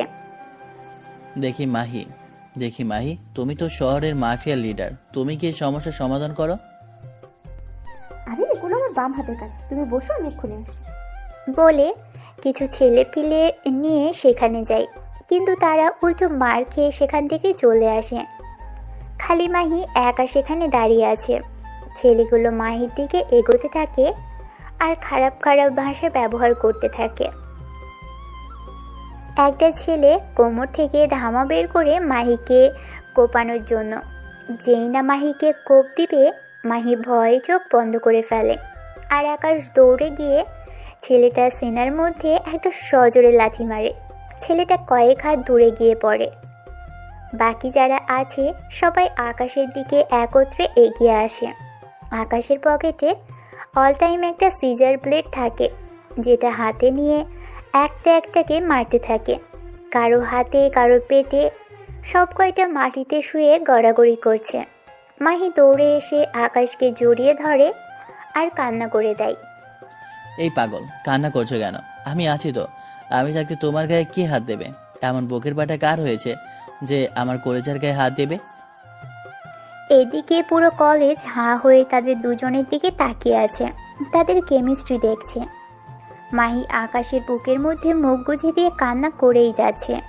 সে আজ বুঝে নিয়েছে আকাশ কেমন, কাকে সে ধোঁকা দিতে যাচ্ছে, যে তাকে মৃত্যুর হাত থেকে বাঁচিয়ে আনলো সেই তাকেই। সে আজ বুঝে গেছে আকাশের বুকেই তার শেষ ঠিকানা। আমি আকাশকে ধোঁকা দিতে পারবো না। আজ আমি আমার মনের উত্তর পেয়ে গেছি। ওকে নিয়ে আমি দৌড়ে কোথাও চলে যাব, থাকবো না আর এই শহরে। দুজনে মিলে দৌড়ে কোথাও গিয়ে ঘর সংসার করবো। এদিকে আকাশ মাহিকে শান্ত করতে ব্যস্ত। তারপর মাহিকে কোনো রকমের শান্ত করে বুঝিয়ে শুনিয়ে বাসায় নিয়ে আসে। মাহি যেন পাগল পাগল হয়ে যাচ্ছে। কারণ সে আকাশকে হারাতে পারবে না। এভাবে আরও কিছুদিন কেটে যায়, বাকি মাত্র 3 দিন। আকাশ এ কদিনে লক্ষ্য করেছে মাহিও কেমন যেন পরিবর্তন হয়ে গেছে। আকাশ যে সময়টা ওর সাথে থাকে সে সব সময় আকাশের সাথে ছায়ার মতো লেগেই থাকে, আর দূরে থাকলে সর্বদা ফোন দিয়ে খোঁজ খবর নেয়। সকাল থেকে মাহির ফোনে ওর বস ফোন করেছে, কিন্তু সে ভয়ে ফোন রিসিভ করছে না। সে বসকে কি বলবে, আর সে আকাশকে ধোকা দিতে চায় না। বস বেশ কয়েকবার ফোন দেয়, না পারতে ফোন রিসিভ করে। বস, একটু সমস্যায় ছিলাম। আসলে আকাশ আমার সাথে ছিল তো, তাই ফোনটা রিসিভ করতে পারিনি। মাহি কি করবে কিছুই মাথায় কাজ করছে না। সে এমন মিশনে যোগ দিয়েছে কারণ এই মিশনটা করলে তাকে মোটা অঙ্কের একটা টাকা দিবে, যা দিয়ে তার মায়ের চিকিৎসা সে ভালোভাবে করতে পারবে। তার মায়ের লিভারে টিউমার ধরা পড়েছে, সেটার অপারেশন করতে হবে। একদিকে আকাশ, অন্যদিকে তার জন্মদাত্রী মা। কাকে রেখে কাকে বাঁচাবে সে? না, তার মাকে তাকে বাঁচাতেই হবে। সে মনের মধ্যে পাথর রেখে। না না বস, মিস হবে না, আমি ওকে নিয়ে ঠিকানা মতো চলে আসবো। বস ফোন কেটে দেয়। মাহি মাটিতে বসে কান্না করে দেয়। আকাশ, বিশ্বাস করো, শুরুতে আমি তোমায় ঠকাতে চেয়েছিলাম, কিন্তু পরবর্তীতে তোমার সাথে থাকতে থাকতে তোমায় ভালোবেসে ফেলেছি। তোমার ছাড়া থাকবো কি করে আমি আকাশ? বলে কান্নার মাত্রা আরও বাড়িয়ে দেয়। সমস্ত মাফিয়ার ক্রুদেরকে একত্রে করার সিদ্ধান্ত নেয়। অন্যদিকে আলী বাবা পরিপূর্ণভাবে প্রস্তুত। আজ বাদে কাল সে বাংলাদেশে হামলা করবে, তারপর বাংলাদেশটাকে সে তার নিজের দখলে করে নেবে। আর সে এই দেশে গড়ে তুলবে সন্ত্রাস আর জঙ্গিবাদ। সে এখনও জানে না তার জন্য কাল অপেক্ষা করছে। তার মৃত্যু ওই কালের হাতেই লেখা। আলীবাবা আরও কয়েকটা টিম বাংলাদেশে পাঠায়, যে শহরের বিশেষ বিশেষ জায়গায় মাইন্ড ফিট করে রাখতে। সে আগামীকালকেই বাংলাদেশে আসবে। আকাশ মাফিয়ার সমস্ত ক্রুদেরকে একত্রে করে সবার উদ্দেশ্যে কিছু কথা বলে যে, আমাদের দেশ আজ বাদে কাল অন্যরা ছিনে নেওয়ার চেষ্টা করবে। তোমরা কি তাদের বিরুদ্ধে রুখে দাঁড়াবে না, পিছু হেঁটে যাবে? সকলে একত্রেই বলে ওঠে, তাহলে কালকের জন্য রেডি থাকো। সকালে ওই আলীবাবা আর তার টিমের সমস্ত সদস্যকে মেরে এই বাংলার মাটিতে পুঁতে রাখবো। আকাশ তারপর বাসায় চলে আসে।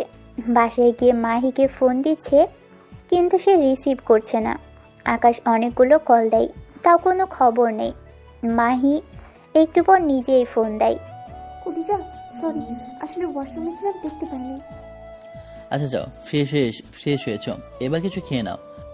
আচ্ছা, আর কিন্তু বিকেলে দেখা করবা। আচ্ছা। তারপর আকাশ খেয়ে দিয়ে একটু বিশ্রাম নেয়। বিকেল বেলায় মাহি ফোন করতেছে দেখা করতে যাওয়ার জন্য। খলিজা, আর মাত্র 5 মিনিট। খলিজা, আর মাত্র 5 মিনিট, আসতেছি। 5 মিনিটের মধ্যেই মাহির বাসার সামনে চলে যায়। তারপর দুজনে মিলে ঘুরতে বের হয়। দুজনে নদীর পাড়ে একটা জায়গায় বসে আছে, উপরে আবার পার্ক।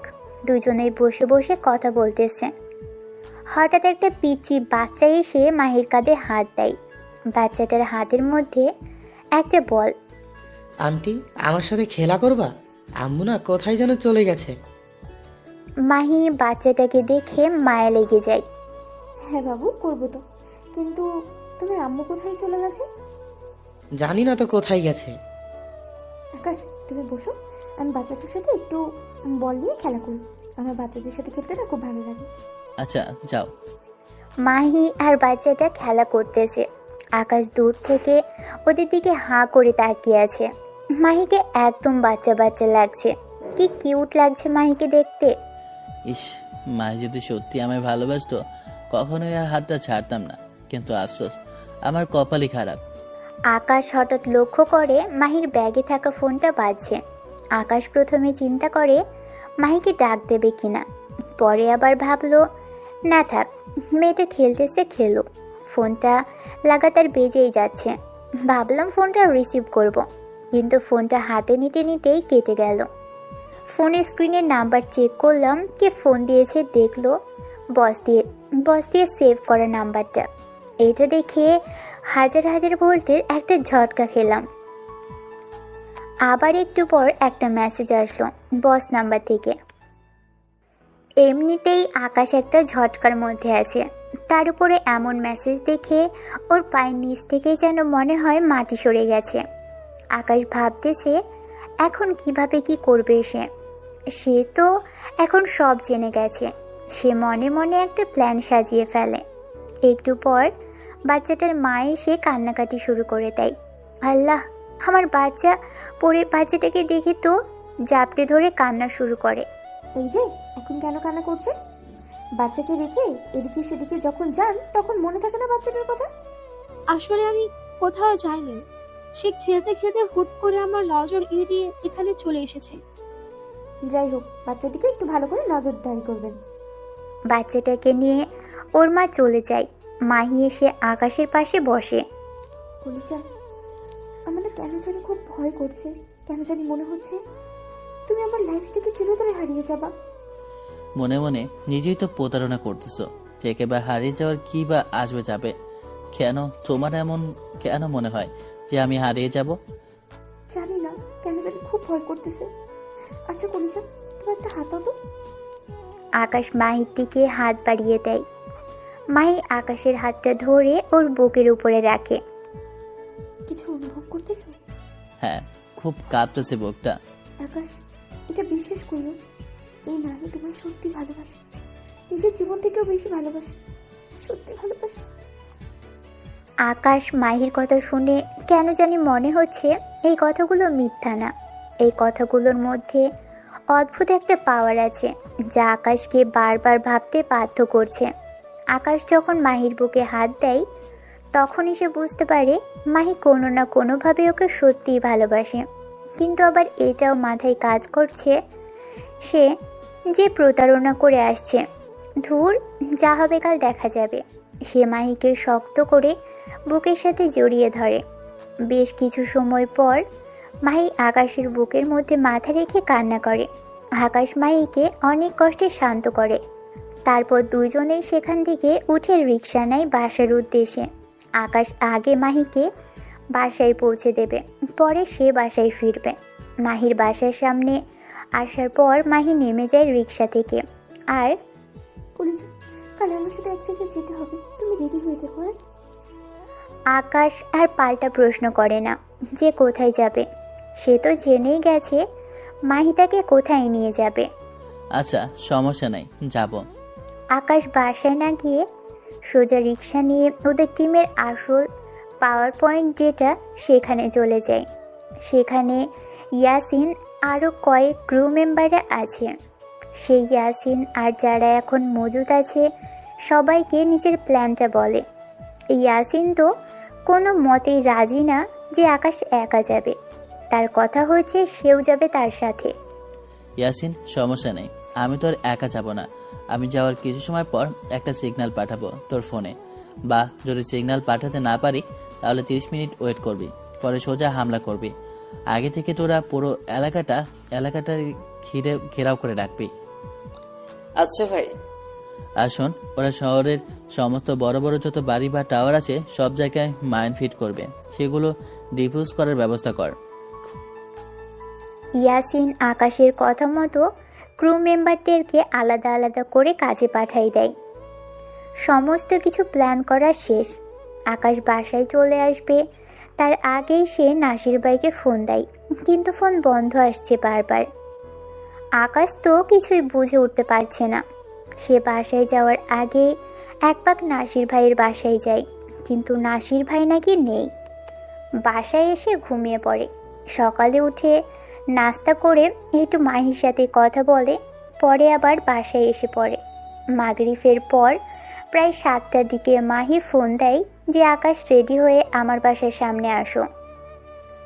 আকাশ 7টা গায়ে দিয়ে কোমরে 2টা মেশিন গুজে নেয় আর ইয়াসিনকে ইনফর্ম করে সে বের হচ্ছে। ইয়াসিনরা আগেই জায়গা মতো পজিশন নিয়ে বসে আছে। মাহি বাসার সামনে অপেক্ষা করছে। আকাশ গাড়ি দিয়ে রওনা হয়েছে, কিন্তু মাহির কেন জানি চোখ মুখ লাল হয়ে যাচ্ছে। চোখের কোণ বেয়ে পানি পড়তে আরম্ভ করে। সে চোখের পানিগুলো মুছে নেয়। একটু পর কলিজা, তুমি রেডি তো? হ্যাঁ কলিজা। আকাশ মাহির দিকে নজর পড়তেই ওর চোখ যেন ফেরাতে পারছে না। একদম হুড়পড়ির মতো লাগছে মাহিকে। আকাশ মাহির দিকে এক নজরে চেয়ে আছে। মাহির কথায় আকাশের হুঁশ ফিরে আসে। আকাশ হয়েছে, চলো। এই ওয়েট, একটা কাজ বাকি। বলে মাহি আকাশকে শক্ত করে জড়িয়ে ধরে। মাহির চোখ বেয়ে টপ টপ করে পানি ঝরছে। সে মনে মনে আকাশের থেকে মাফ চেয়ে নেয়। কলিজা, আমার মাফ করে দাও। তুমি সত্যি ভালোবাসি, কিন্তু তারপরেও তোমার সাথে ছলনা করতে হচ্ছে আমার মায়ের চিকিৎসার জন্য। এই মাহি, কি হয়েছে, যাবে না? মাহি চোখের পানি মুছে নেয়। আকাশ না দেখার মতো করে। যাবো তো, চলো। মাহি আকাশকে নিয়ে বসের ঠিকানা মতো চলে যায়। আকাশ বাসায় যাওয়ার পর দেখে কেউ নেই, পুরো বাসা ফাঁকা। কিন্তু একটু পর এই পুরো বাড়ি ঘেরাও করে ফেলে আলিবাবা ছেলেরা। ওরা সবাই লুকিয়েছিল। 50-60 জন মতো হবে ছেলে। মাহি সুন্দর করে সাইড হয়ে যায়।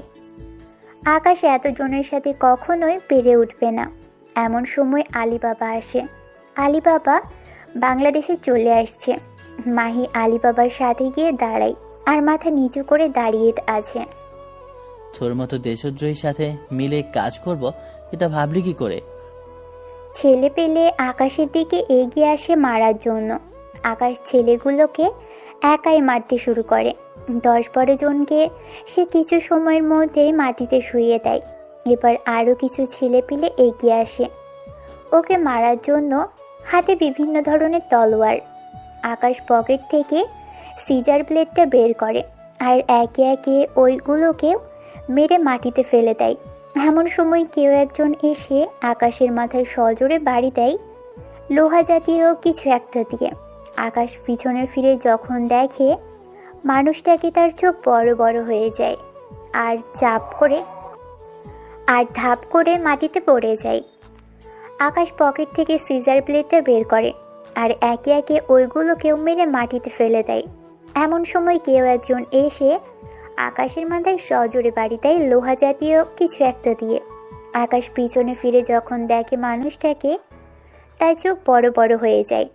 আকাশ পিছনে ফিরে দেখে নাসির ভাই, যাকে সে অন্ধের মতো ভরসা করত, সেই নাসির ভাই। আকাশের যেন বিশ্বাস হচ্ছে না। আকাশের মাথার পিছন সাইড থেকে ছুঁয়ে ছুঁয়ে রক্ত পড়ছে, তাও সে হার মানবে না। নাসির ভাইকে শরীরের সমস্ত শক্তি দিয়ে লাথি মারে। নাসির ভাই সোজা মাটির উপরে গিয়ে আছড়ে পড়ে। আলিবাবার লোকেরা এসে আকাশকে ধরে ফেলে। এমনভাবে ধরেছে যে সে নড়তে চড়তেও পারছে না। আলিবাবা এসে আকাশের থুতনির মধ্যে হাত দিয়ে, আলিবাবা একজনের হাত থেকে পিস্তল নিয়ে আকাশের দিকে তাক করে। এমন সময় নাসির ভাই মাটি থেকে উঠে এসে, এই আলিবাবা না, ওকে তুমি নয় আমি মারব। অনেক বছর ওর হয়ে কাজ করেছি, কিন্তু সে জানে না আমি তার বাপ। আর ওর কত বড় সাহস, সে আমায় লাথি মারে। বলে আলিবাবার হাত থেকে পিস্তলটা নিয়ে নেয়। তারপর আকাশের দিকে পিস্তল তাক করে যেই না ওকে শ্যুট করে, মাহি দৌড়ে আকাশের সামনে এসে পড়ে আর বুলেটটা মাহির শরীর ছিদ্র করে অপর প্রান্ত দিয়ে বের হয়ে যায়। মাহি মাটিতে পড়ে আছে। অন্যদিকে ইয়াসিন আর পুরো মাফিয়ার সমস্ত ক্রুরা ওয়েট করছে কখন আকাশ সিগন্যাল দিবে, কিন্তু 30 মিনিট আপ হয়ে গেছে, এখনও সিগন্যাল আসেনি। তাই তারা সিদ্ধান্ত নেয় এখনই হামলা করবে। ইয়াসিন সবাইকে নিয়ে মদিনা টাওয়ারের পিছনে যায়। পিছনে যাওয়ার সাথে সাথেই আলিবাবার লোকেরা খবর পেয়ে যায় আর ওরা অস্ত্রশস্ত্র নিয়ে মাফিয়ার ক্রুর উপরে হামলা করে। কিন্তু মাফিয়ার এত হাজার ক্রুর সামনে আলিবাবার এই অল্প সংখ্যক লোক মশামাছির থেকেও ছোট একটা প্রাণী। মাফিয়ার ক্রুরা আলিবাবার টিমের সব কয়টাকে আটক করে, সাথে আলিবাবা ও নাসির ভাইকেও। আকাশের মাথা যেন ভোবো করে ঘুরতেছে। সে যেন শক্তিই পাচ্ছে না আর কিছু করার মতো। ইয়াসিন দৌড়ে গিয়ে আকাশকে ধরে। ভাই, আপনার কি হয়েছে? আমার কিছুই হয় নাই, মাহিকে দেখ। ভাই, ওনার তো শরীর থেকে প্রচুর পরিমাণে রক্ত বের হচ্ছে। তাড়াতাড়ি হসপিটালে নিয়ে যা, আর আমি এদিকটা দেখছি। ইয়াসিন তাড়াতাড়ি গাড়িতে করে মাহিকে হসপিটালে নিয়ে যায়। আকাশ পায়ের থেকে জুতা খুলে আলী বাবার গালে কষিয়ে কয়েকটা লাগাই দেয়। নাসির ভাইকেও কয়েকটা মারে।